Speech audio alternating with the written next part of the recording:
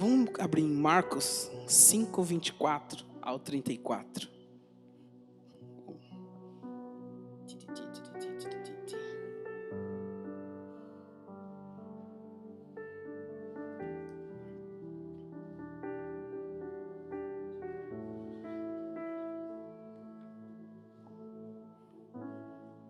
Amém? Vamos lá. E a palavra vai dizer assim: Jesus foi com ele, e todo o povo seguiu, apertando-se ao seu redor. No meio da multidão estava uma mulher que havia 12 anos sofria de hemorragia. Tinha passado por muitas dificuldades nas mãos de vários médicos e, ao longo dos anos, gastou tudo o que possuía, sem melhorar. Na verdade, havia piorado. Tendo ouvido falar de Jesus, aproximou-se por trás dele no meio da multidão e tocou em seu manto, pois pensava: se eu apenas tocar em seu manto, serei curada. No mesmo instante, a hemorragia parou, e ela sentiu em seu corpo que tinha sido curada da enfermidade. Jesus imediatamente percebeu que dele havia saído o poder e por isso virou-se para a multidão e perguntou: quem tocou em meu manto? Seus discípulos disseram: veja a multidão que aperta de todos os lados. Como o Senhor ainda pergunta quem tocou em mim? Jesus, porém, continuou a olhar ao redor para ver quem havia feito aquilo. Então a mulher, assustada e tremendo pelo que lhe havia acontecido, veio e, ajoelhando-se diante dele, contou o que havia feito. Jesus lhe disse: filha, sua fé a curou. Vá em paz, seu sofrimento acabou. Se você puder, feche seus olhos um instante. Pai, estamos aqui na tua casa, Deus. Viemos buscar a tua presença, viemos buscar a tua palavra, Pai.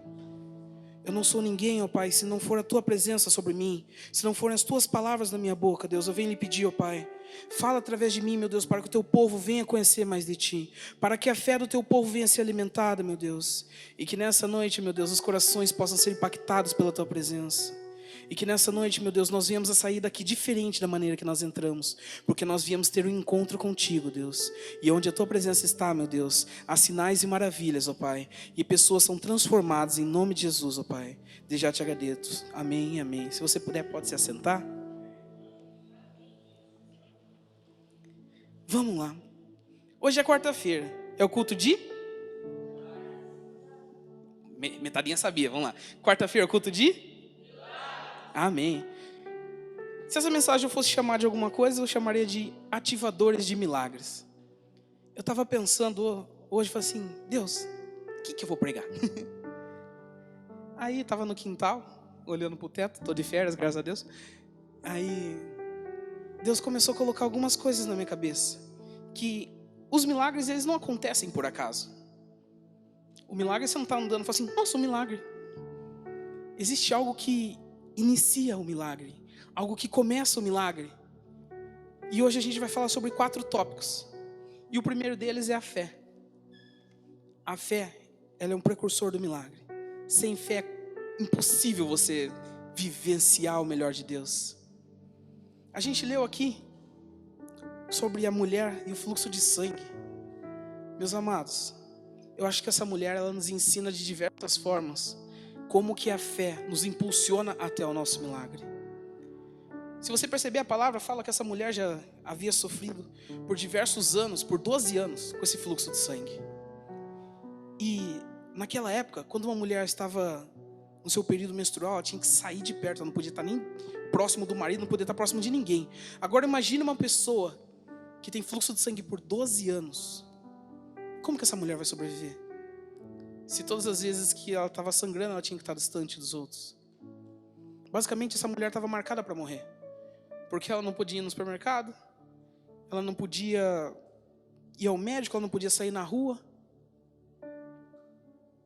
E como que essa mulher ia se sustentar? Como que ela ia continuar viva? Dependia dos outros.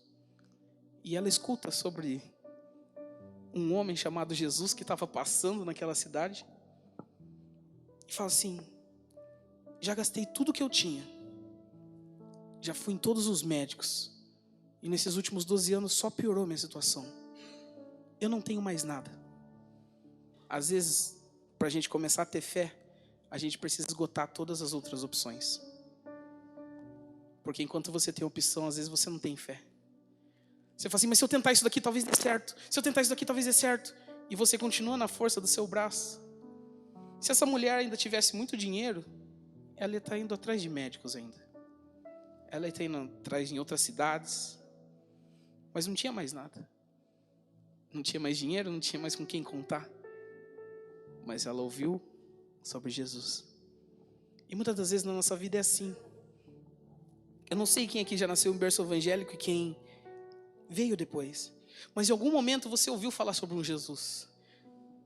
Em algum momento você ouviu falar sobre um homem, talvez, que fez coisas, sinais e maravilhas. Você fala assim, mas será que é filho de Deus mesmo? Vou começar a ler sobre esse cara. Nossa, ele transformou água em vinho. Nossa, ele fez isso, fez aquilo. Aí você fala, mas isso daí é o que está num livro. Aí você conhece alguém, essa pessoa fala assim, Jesus transformou a minha vida.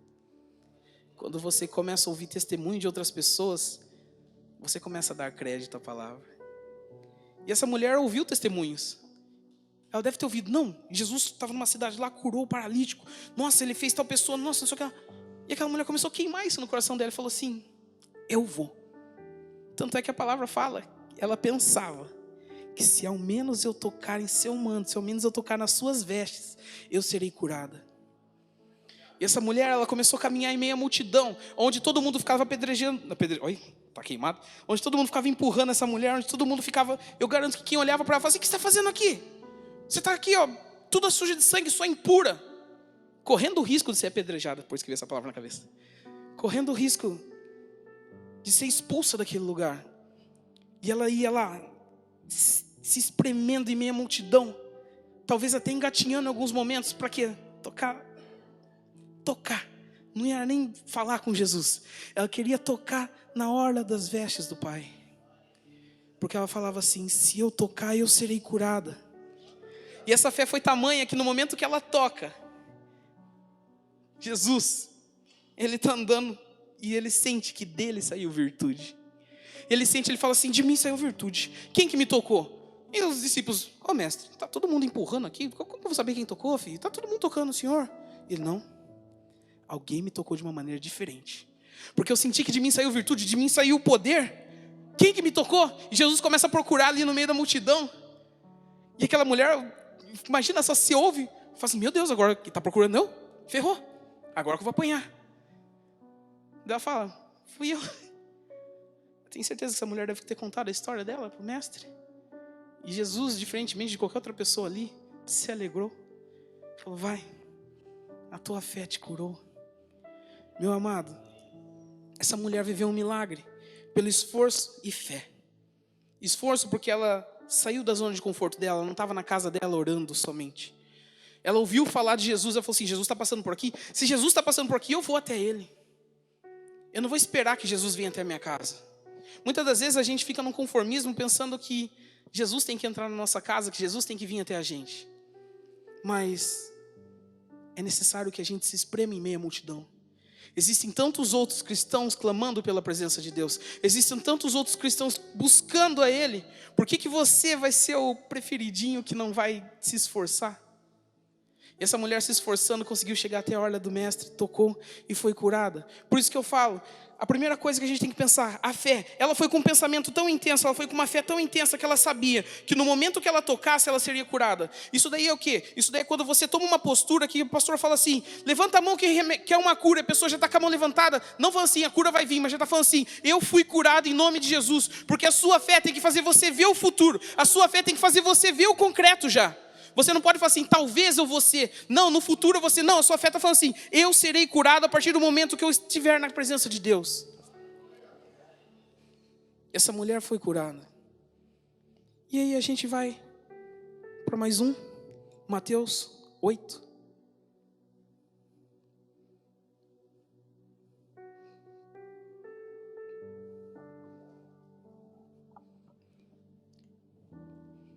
A gente vai do 1 ao 4, tá? Então disse assim, quando Jesus descendo a encosta do monte, grandes multidões o seguiam.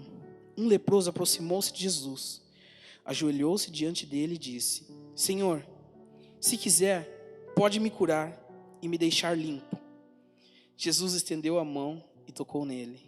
Eu quero, respondeu. Seja curado e fique limpo. No mesmo instante, o homem foi curado da lepra. Então Jesus disse ao homem: não conte isso a ninguém. Vá e apresente-se aos sacerdotes para que ele o examine. Leve a oferta que a lei de Moisés exige. Isso servirá como testemunho. Até aí, meu amado. Você vê uma outra situação. A lepra era uma doença que obrigava as pessoas a saírem da cidade. Vamos falar assim, se eu moro aqui em Piracicaba, eu não podia estar em Piracicaba. Eu tinha um cantinho fora da cidade, que eu ficava lá, e se alguém quisesse levar alguma coisa para mim comer, tinha. Caso contrário, não. E a palavra fala que quando um leproso ia entrar na cidade, ele tinha que gritar: leproso! Leproso! Por quê? Para as pessoas se afastarem dele. Porque ele era um imundo. Porque aquela doença, ao toque ela passava. E assim, quando essa pessoa passava ali, era uma pessoa num estado, vamos dizer assim, que assustava. Porque a lepra no começo você não percebe, mas com o tempo vai começando a cair pedaços, partes suas. Então assim, a pessoa estava num estado que não era agradável aos olhos. Parte da carne dele talvez já estava apodrecendo. Talvez já tivesse mau cheiro. E esse homem, da mesma forma que a mulher, fugindo todas as regras, vai e se apresenta diante do mestre, e se ajoelha diante dele. Naquele momento, Jesus podia muito bem falar assim: olha só, um imundo, joga esse homem para fora daqui. Qualquer outra pessoa falaria isso. E aquele homem de joelhos diante da presença do Pai, ele fala assim: Senhor, se tu quiseres me curar. Meu amado, eu acho maravilhoso isso. Porque ele fala assim: Deus, se for da tua vontade. Se não for, amém. Eu entendo. Muitas das vezes a nossa fé está baseada só no quando Deus faz o sim. Muitas das vezes a nossa fé está baseada só quando Deus dá o positivo para a gente. Mas se nesse momento, não sei porquê, mas em algum momento assim, esse moço não fosse curado, Jesus fala assim: desculpa, meu amado, não está na hora. E aí? Porque a gente só espera que Jesus vai fazer as coisas boas como a gente quer. Mas a vontade é do Pai, o propósito é do Pai. Os caminhos que Ele anda é muito mais altos do que os nossos. O que Ele vê, a gente não vê. O que Ele ouve, a gente não ouve. O que está no coração dEle, nem sequer chegou ao nosso. Muitas das vezes, como crianças rebeldes, a gente fica lá: não, porque não era isso. Aí a gente fala assim: quer saber, eu vou sair daqui. Vou para outro lugar, vou fazer outra coisa. Porque esse não é o Deus que eu quero servir. Mas você não sabe o que Deus está preparando para você. Mas o nosso Deus, Ele é tão maravilhoso, que Jesus, eu imagino Jesus sorrindo para aquele homem, mesmo na situação que aquele homem está. O moço falando assim: Senhor, se o Senhor quiser me curar, eu serei curado. E Jesus sorrindo, toca nele e fala: eu quero. O Pai tem desejo de curar você, o Pai tem desejo de tratar você. Ele anseia para que você chegue até a presença dEle, para que Ele possa trabalhar na sua vida. Esses dois exemplos são que me guiam pela fé. Mas uma outra forma da gente alcançar o nosso milagre é por meio de propósito. Porque não adianta somente a gente ter fé. Você tem que ter o mesmo propósito.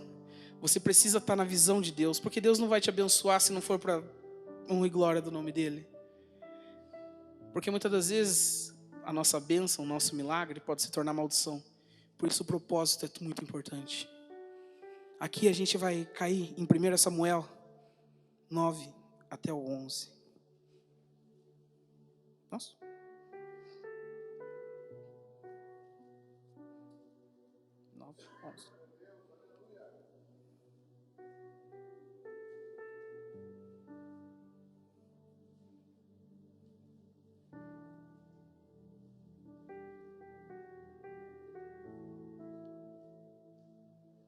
Tá. Versículo 1, do 9 ao 11. Capítulo 1, do 9 ao 11. Eu fiquei olhando errado aqui. Certa vez, depois que comeram e beberam em Siló, Ana se levantou. O sacerdote Eli estava sentado ao lado da entrada do templo do Senhor. Ana estava muito angustiada e chorava sem parar enquanto orava ao Senhor. Então fez o seguinte voto: ó Senhor dos exércitos, se olhares com atenção para o sofrimento da tua serva, se responderes à minha oração e me deres um filho, eu o dedicarei para sempre ao Senhor, e o cabelo dele nunca será cortado. Só até aqui. Meu amado, naquele momento, você pega a história de Ana, todos os anos ela subia para festejar com o marido dela e com outra esposa dele. E aquela mulher zombava dela. Como? Porque para uma mulher, naquela época, que não tinha filhos, que tinha a madre fechada, que era o caso de Ana, ela não servia. Porque o desejo deles era o quê? Multiplicar, ter filhos. Nossa, quando vinha o primeiro filho homem, então, meu Deus, era aquela festa. Mas se você for estudar um pouquinho a história de Ana, você vai perceber que o marido dela, mesmo sem filhos, ele amava mais ela do que a outra. Ele falou assim: Ana, não é isso que eu quero de você, eu te amo. Mas o coração dela queimava por aquilo. Ela não aceitava não ter o filho. E naquele momento, a gente tem Eli e os filhos dele que não estavam seguindo muito bem as vontades do pai. E Ana fala assim: Senhor, eu não sei o que o Senhor tem para mim, mas se o Senhor olhar para essa serva sua, que há tanto tempo tem clamado, há tanto tempo tem chorado, há tanto tempo tem pedido, e me entregar esse filho, eu vou entregar esse filho ao Senhor, ele vai servir no teu templo. E ali ela faz um voto de Nazireu e fala assim que nessa criança jamais seria passado navalha no cabelo dela. Ou seja, o que é voto de Nazireu, meu amigo? É quando você pega e separa, consagra uma pessoa com um ato, da mesma forma que era Sansão. Aqui Samuel, ele tinha um voto de Nazireu porque falava assim: não vai passar navalha na cabeça dele todos os dias da vida dele. Meu amado, quando você pega um propósito de Deus, fala assim: esse menino vai servir ao Pai, esse menino vai estar na casa do Pai, ele vai ser teu servo, Pai. Então me entrega essa criança, Pai, porque eu não quero uma criança simplesmente para estar no mundo. Eu não quero uma criança só para me mostrar, falar assim: agora eu tenho um filho. Não, eu quero uma criança para que o seu nome seja exaltado, Deus. E naquele momento, Ana começa a pedir para Deus com um propósito, olhando firme para que ela precisava e porque Deus precisava naquele momento. E Deus entrega essa criança para ela. Às vezes na sua vida o seu pedido não está chegando porque você não tem um propósito vinculado com o propósito de Deus. Você já perguntou o que Deus tem para a sua vida? Você já perguntou, falou assim: Pai, eu quero isso daqui, mas Deus já falou para você: isso daqui vai me honrar como? Às vezes é só para o nosso ego, às vezes é só para o nosso coração. Tudo bem você ter alguma coisa para o seu ego, mas sempre busca em todas as coisas glorificar o nome do Pai. Ah, eu fui contratado, glória ao Pai. Nossa, eu tive um aumento de salário, glória ao Pai. Eu tive um filho, glória a Deus. Por quê? Em todas as coisas nós precisamos agradecer o nome de Deus.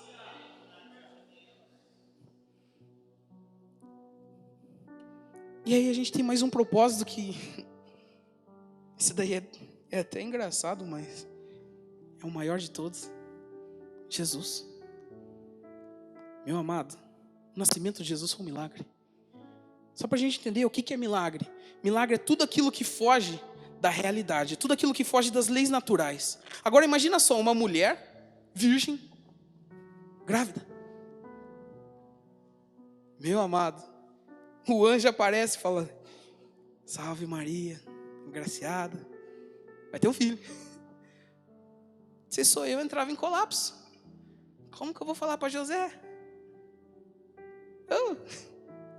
Pareceu um moço aqui, falou que eu vou ficar grávida. É do Espírito Santo, viu? Não fiz nada, não. Meu amado, o anjo teve que aparecer para ele, porque é complicado. Mas Jesus, ele é o maior propósito. Quando a gente se afasta do Pai no jardim, Deus por diversas vezes tenta reconciliar-se com o homem. Ele vê um momento onde que o pecado estava se alastrando pelo mundo e fala assim: Noé, vem cá, faz uma arca aqui, ó, pega você e sua família que está santa, o resto tchau. Ele destruiu tudo. Colocou uma família, vamos dizer assim, santa, instruída na palavra. E com o tempo o que aconteceu?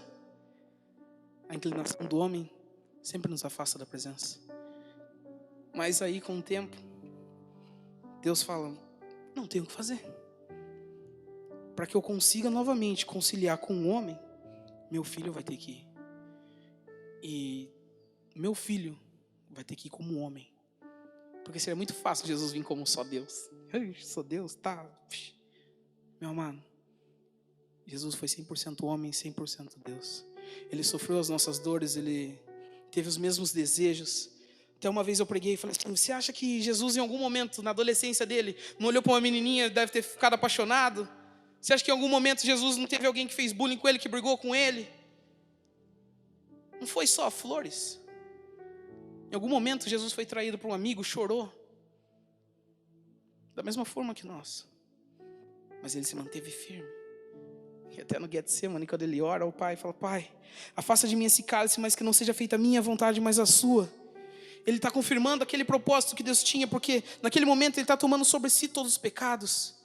E eu tenho certeza que foram os piores momentos da vida dele. Porque ali não é simplesmente pelo momento dele estar sendo crucificado, sendo torturado. Aquele momento é o momento onde que ele perdeu o contato com o Pai. A palavra fala que o pecado nos afasta de Deus. Então imagina você que tem contato com seu pai 24 horas, está ali. De repente seu pai não te responde, não fala mais com você. No momento de maior angústia seu, não tem ninguém do seu lado. No momento que você mais precisa, você está sozinho. Isso foi o mais pesado do sacrifício do Mestre. Mas depois, ao terceiro dia, ele ressuscitou. E ele rompeu o véu que separava a gente de Deus. Porque existia uma diferença entre nós. Nós não podíamos chegar na presença de Deus, senão nós éramos fulminados. Mas hoje em dia nós estamos aqui diante da presença de Deus. Eu não sei quantos aqui entraram santos.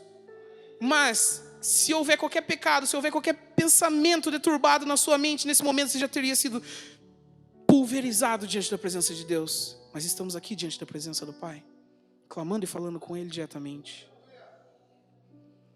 Então por isso é muito importante, para a gente buscar o nosso milagre, a gente focar no propósito. Porque se você não tiver um propósito, o propósito de Deus com Jesus, reconciliação. O propósito de Ana, entregar um filho para Deus e ao mesmo tempo ter o desejo do coração dela. Mas só isso, Ju? Não. A gente tem também o sacrifício. Meu amado, nada é fácil. Nada vem de graça, nada pede, pum, acabou. Às vezes o sacrifício seu vai ser separação. Às vezes o sacrifício seu vai ser uma entrega, vai ser um esforço. Aqui, em sacrifício, a gente vai ter a história de quem? De Salomão. Acho que todo mundo pensa em sacrifício e lembra de Salomão. Foi lá e entregou 1000 cabeças de gado. E de repente, na mesma noite, Deus aparece e fala: pede o que você quiser, que eu vou te dar. Meu amado, eu não sei se você já estudou um pouco sobre sacrifício. Não foi em 5 minutos que ele fez isso. Ele não mandou 1000 homens, cada um matava uma cabeça e pronto. Para você sacrificar alguma coisa, você tinha que matar o boi. Tirava todo o sangue, esquartejava, separava a gordura, fazia todo um processo, colocava o holocausto, deixava queimar. Meu amado, ele repetiu esse processo 1000 vezes. E é por isso que ele chamou a atenção de Deus. Porque eu tenho certeza que em algum momento esse homem já estava cansado, esse homem estava ensanguentado, esse homem não aguentava mais aquelas movimentações, ele não aguentava mais tirar a vida de um animal. Porque, meu amigo, ele matou esses animais. Imagina só, sei lá, amarra o boi, degola o boi, aquele animal gritando do seu lado, desespero. Às vezes a gente acha que as coisas são mais simples do que elas realmente são. Você tem que começar a trazer o que a palavra traz para você mais para perto da realidade. Porque a gente fala: nossa, matou 1000 cabeças de boi. Ah, beleza, legal, nossa, foi bom. Mas você realmente entende o que é isso? Você realmente já foi buscar para entender quanto tempo levou? Quão difícil, quão pesado? Meu amado, um boi tem 400 quilos.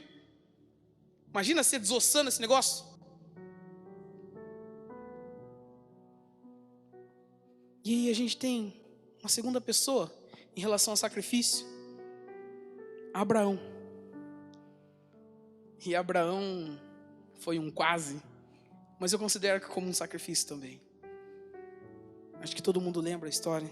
Abraão queria um filho e nasce Isaac.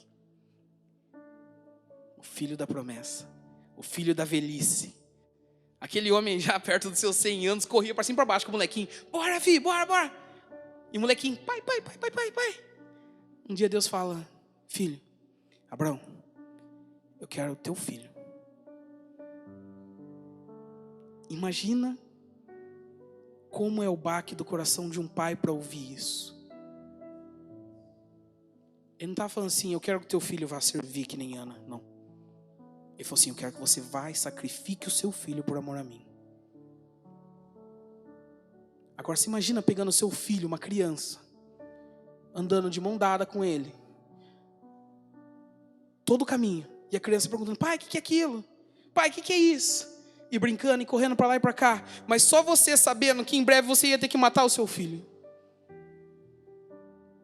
E aquele homem foi caminhando, ele preparou a lenha, ele pegou tudo. Chegando no pé do monte, ele falou assim, fiquem aqui. Eu e o menino vamos subir e adorar a Deus. E aquele homem subiu. Ele subiu naquele lugar, preparou o altar. Preparou tudo. E a criança, pai, cadê o cordeiro?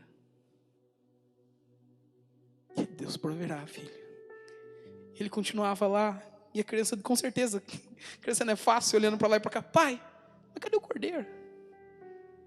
E aquele homem se vê pegando o filho, colocando em cima do altar, amarrando as mãos e pés, levantando o punhal. Quando de repente ele ouve a voz de Deus, fala assim, Abraão, não mata. Eu entendi que você ia chegar até aí por mim. E meu amado, se você puder, abre em Gênesis 22, 16 ao 18.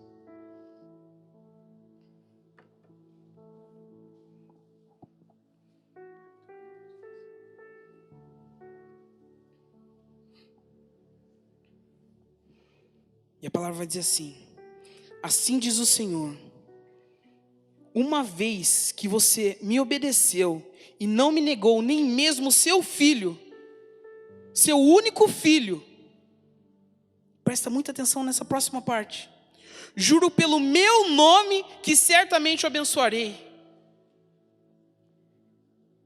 multiplicarei grandemente seus descendentes, e eles serão como as estrelas no céu e a areia à beira do mar. Seus descendentes conquistarão as cidades de seus inimigos, e por meio deles todas as nações da terra serão abençoadas. Tudo isso porque você me obedeceu. Meu amado, não sei se você prestou atenção numa frase bem pequena que estava escrita ali, que Deus fala assim, eu juro pelo meu nome. Ele não jurou por nome do céu, da terra, ele não jurou por outra coisa, ele jurou por ele, porque ele sabe que a aliança que ele fosse fazer com ele mesmo, ele jamais ia quebrar. Muitas das vezes a gente começa uma aliança e a gente quebra ela no meio do caminho. Mas Deus, ele tomou tanto cuidado nesse momento, quando ele fez essa promessa, que ele falou, eu juro pelo meu nome, que eu vou abençoar você e a sua descendência. Meu amado, quem já ouviu falar o termo pai Abraão? Hoje, ele é, vamos dizer assim, considerado o pai da fé. Somos todos filhos dele. Olha até onde chegou a descendência desse homem.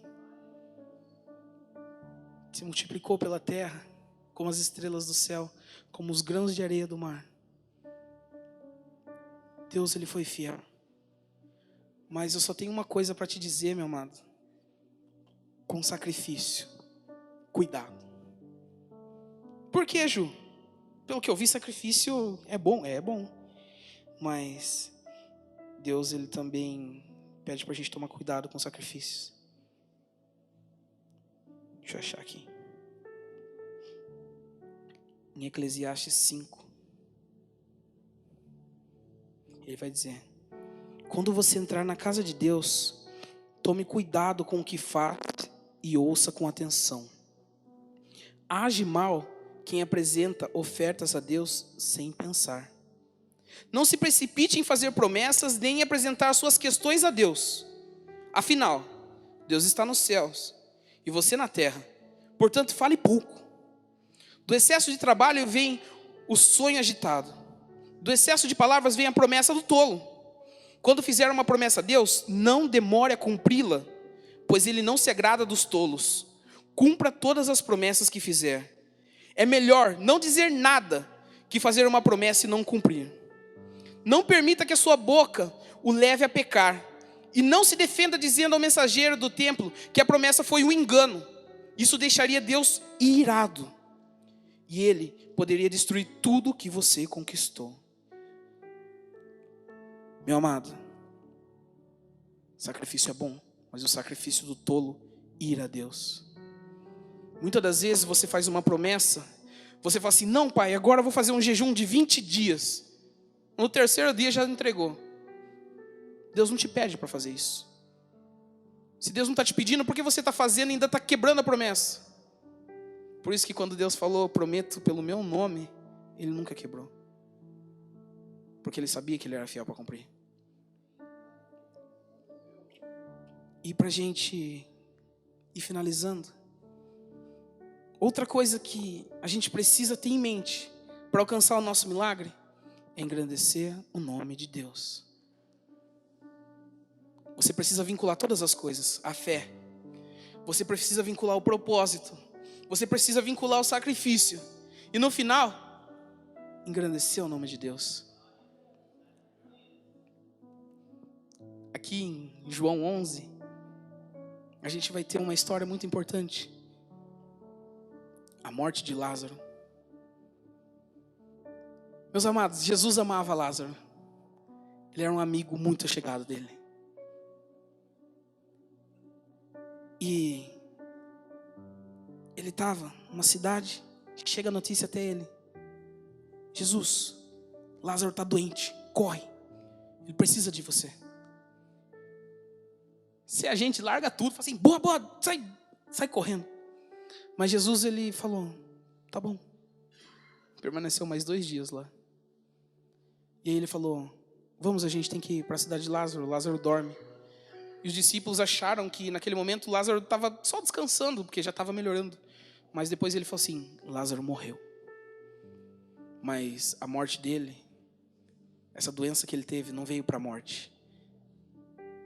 Veio para glorificar o nome do Pai. Chegando lá, Jesus manda todas aquelas pessoas para fora. Sai, porque o povo estava mais entretido com outra coisa. Às vezes você precisa esvaziar a casa. Às vezes você precisa mandar para fora todos aqueles mosquitos que ficam lá em volta. Você está precisando de um milagre, você está precisando de uma coisa de Deus. E tem um bando de gente. Meu amado, fala assim, sai. Se afasta. Agora você só precisa de Jesus e você naquele momento. Porque muita gente só atrapalha. E ali, dentro daquele momento, Jesus fala assim, então tira a pedra. Tira a pedra, falou, Lázaro, vem para fora. E Lázaro ressuscita depois de 4 dias, o que era impossível naquela época. Eles falavam que depois de 3 dias até dava, mas no 4 era impossível. E Lázaro sai para fora vivo. Para quê? Porque Jesus fala que aquela morte não vinha simplesmente, aquela enfermidade não vinha para a morte, mas vinha para a honra e glória do nome do Pai. Então naquele momento Jesus faz aquele milagre, ele deixa Lázaro morrer. Ele chora, ele sofre com aquilo, porque ele sabia que o nome do Pai precisava ser glorificado. Muitas das vezes a bênção, o milagre que vai vir na sua vida vai trazer dor. Muitas vezes o milagre que vai vir na sua vida não vai ser somente alegria, não vai ser só sorriso. Vai ser alguma coisa que vai fazer você sofrer, mas você vai entender que aquilo é para honra e glória do nome de Deus. Porque no começo aquilo pode fazer você sofrer, aquilo pode fazer você chorar, pode fazer você ter que se separar de todo mundo. Mas no final o nome de Deus vai ser glorificado através da sua vida. E mais uma passagem maravilhosa. 1 Reis. Quando a gente tem o confronto de Elias contra todos os sacerdotes de Baal. Meu amado, está Elias no monte e um bando de outros sacerdotes de outros deuses de Baal.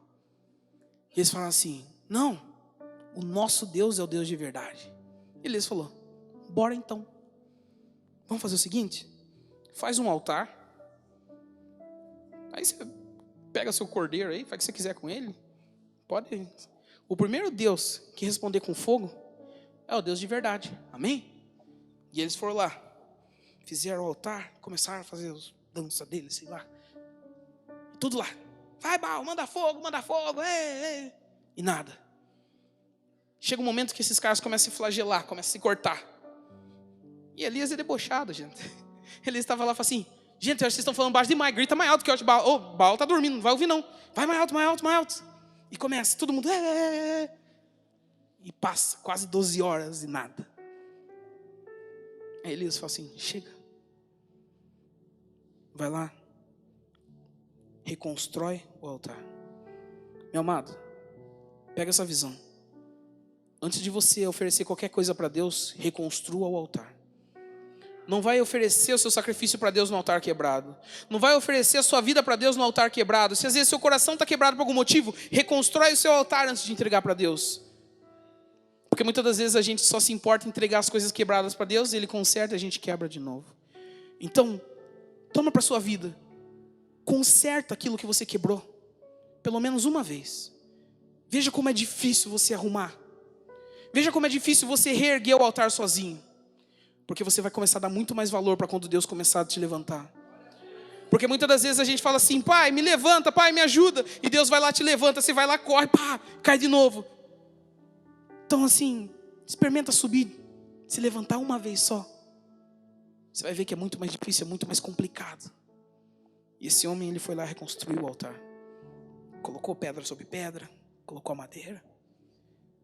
A palavra fala que ele fez um rego em volta do altar, cabia 12 litros. E ele falou assim: pessoal, vai lá, enche 2 cântaros de água, traz para mim. Jogou em cima do altar. E o que ele queria? Que viesse? Eita glória, vamos lá. O que ele queria que viesse? Amém. Falei, rapaz, o povo dormiu. Então vamos lá. Ele queria que viesse fogo, foi lá e jogou água. Pediu novamente água e jogou. Pediu mais uma vez e jogou. De maneira que a vala que ele fez em volta estava lotada. E a oração de Elias não teve dancinha, não teve espalhafatoso, não teve nada. Falou: Senhor, mostra que Tu és Deus. Envia fogo. E a palavra fala que veio um fogo do céu que consumiu aquele altar, consumiu o rego, de forma que a água que estava ali na vala secou, e até mesmo as cinzas foram consumidas. Meu amado, Deus, Ele está aqui para tudo. Mas você nunca vai poder tomar a honra que é dele. Às vezes a gente perde, porque a gente não consegue glorificar a Deus, ou entregar a honra para Ele. Você pede um emprego. Irmão abençoado, acabou de falar para mim aqui: ei, começa a trabalhar. Falei: benção. Aí você fala assim: é para honra de Deus. Fala assim: não, mas aqui eu estudei, que eu não sei o que lá, não sei o que lá. Meu amado, você pode até trabalhar, mas é tão melhor quando você consegue entregar para Deus o que é dele. Porque eu sempre aprendi: não vai ter um solo que eu faça, não vai ter uma nota que eu faça que vai agradar a Deus. Ele conhece toda a técnica. Ele é dono de todo o talento. Então quem sou eu para fazer alguma coisa que vai... Nossa, que menino bom. Olha só o que esse moleque fez. Ixi. Mas o que agrada a Deus? Um espírito em verdade, um adorador diferenciado, um adorador que adora Ele em espírito em verdade, um adorador que entrega para Ele todas as coisas. Por isso que para o seu milagre chegar, você precisa entregar nas mãos de Deus, e quando o seu milagre chegar, entregar de volta a Ele a honra e a glória, porque não foi por merecimento seu, não foi simplesmente porque Ele te amou, é porque Ele é Deus, é porque Ele fala assim: os meus filhos não vão perecer. Quando Ele já prometeu que não existe um justo que vai mendigar o pão, por que você acha que você vai? Meu amado, para a gente finalizar, João 14, 11 ao 14.